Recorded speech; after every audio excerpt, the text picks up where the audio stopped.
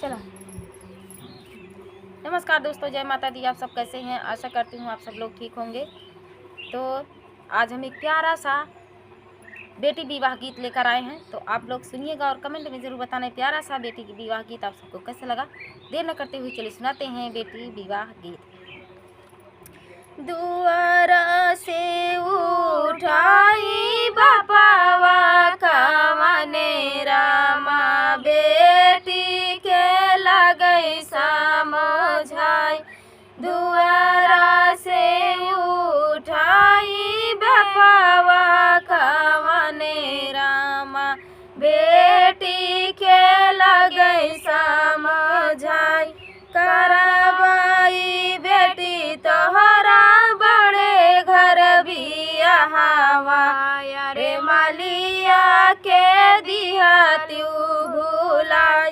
करवाई बेटी तोहरा बड़े घर बियाहवा, रे के बेटा दिया भुलाई। मालिया तो आई बेटी दूसर जतिया, अरे नहीं करबई हम तो बिया। मालिया तो आई बेटी, मालिया तो आई बेटी दूसर जतिया, अरे नहीं करबई हम तो बिया। कैसे भुलाई बाबा मालिया बेटौआ, रे उतब सही जियारा हमार।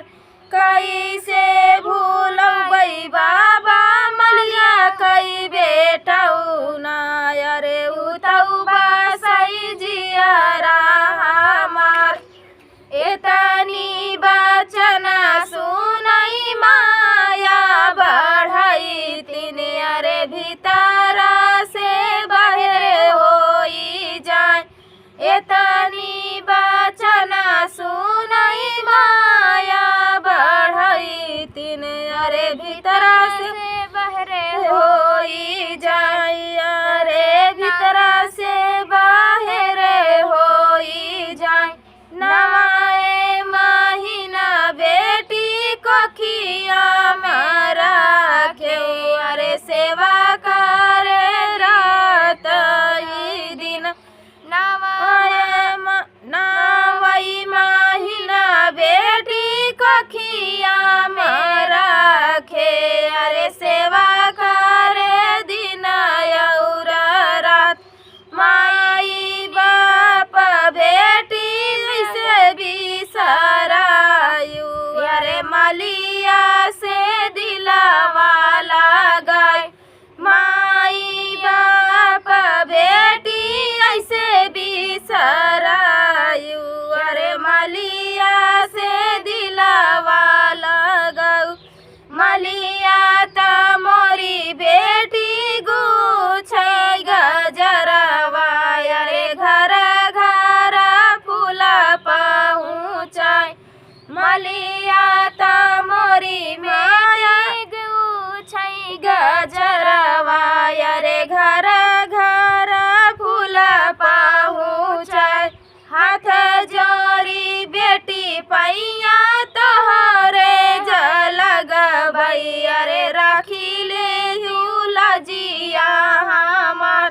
हाथ जोड़ी हाथ जोड़ी बेटी हम पैया तोहरे लगबई, अरे राखी ले लजिया हमार।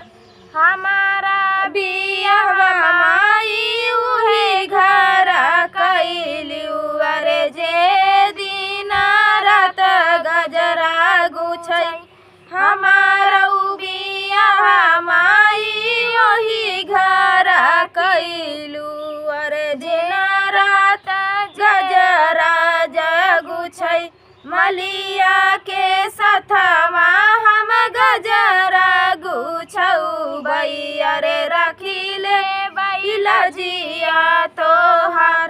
मालिया के गजरा मई रात दिन गुछै। मालिया के सथवा हम गजरा जग भैया रे राखी ले